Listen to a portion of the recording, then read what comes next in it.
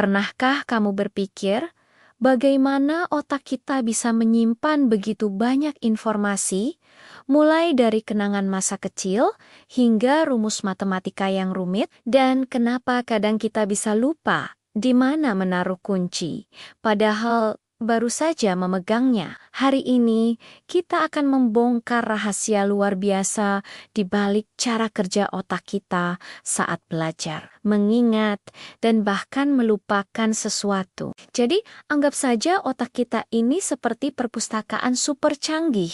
Setiap kali kita belajar hal baru, entah itu membaca buku, menonton video, atau mencoba resep masakan, otak kita membentuk koneksi baru antar sel-sel saraf yang disebut neuron. Proses ini namanya neuroplasticity. Semakin sering kita mengulang informasi atau latihan, koneksi ini akan semakin kuat, seperti jalan setapak yang sering dilalui, lama-lama menjadi jalan raya yang lebar. Inilah mengapa latihan membuat kita semakin mahir.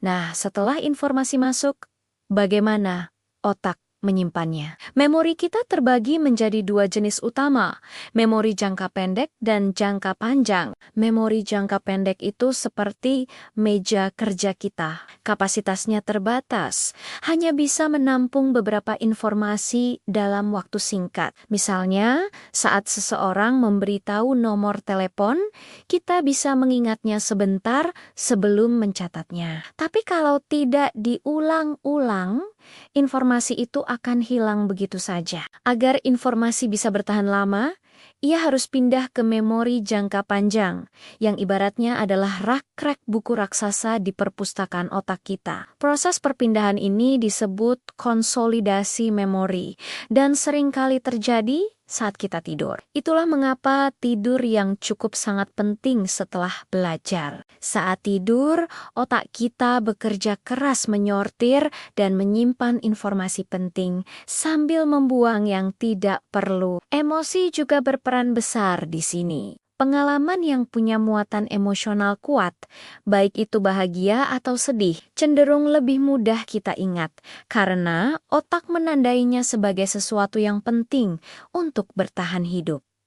Lalu, kenapa kita bisa lupa? Lupa itu sebenarnya bukan musuh loh. Justru, lupa adalah mekanisme penting agar otak kita tidak kelebihan beban. Bayangkan kalau kita ingat semua hal yang pernah kita lihat atau dengar setiap detiknya, pasti pusing sekali. Ada beberapa alasan mengapa kita lupa. Pertama, jejak memori bisa memudar seiring waktu jika tidak pernah diakses kembali. Seperti tulisan di pasir yang tersapu ombak. Kedua, bisa jadi ada gangguan atau interferensi. Informasi baru bisa menimpa informasi lama atau sebaliknya, membuat kita sulit mengingat salah satunya. Fenomena di ujung lidah, di mana kita merasa tahu sesuatu, tapi tidak bisa mengucapkannya. Itu adalah contoh kegagalan dalam mengambil kembali informasi dari rak buku otak kita. Meskipun informasinya masih ada di sana, jadi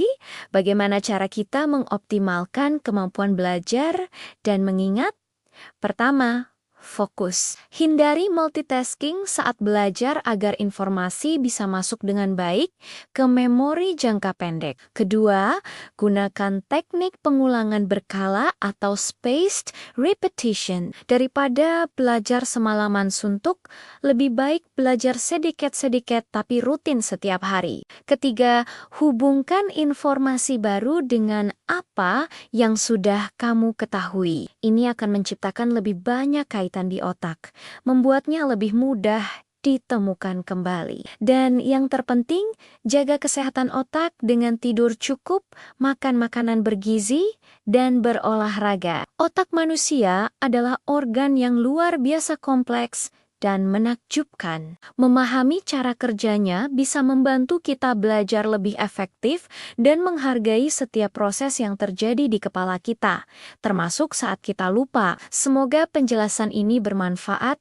dan membuatmu semakin kagum dengan kehebatan otakmu sendiri. Terima kasih sudah menonton video ini sampai habis. Jika kamu suka dengan konten seperti ini dan ingin tahu lebih banyak rahasia menarik lainnya, lainnya seputar sains dan tubuh manusia. Jangan lupa untuk tekan tombol like, tinggalkan komentar di bawah tentang apa yang paling menarik menurutmu. Dan tentunya subscribe channel ini agar tidak ketinggalan video-video terbaru dari kami. Sampai jumpa di video berikutnya.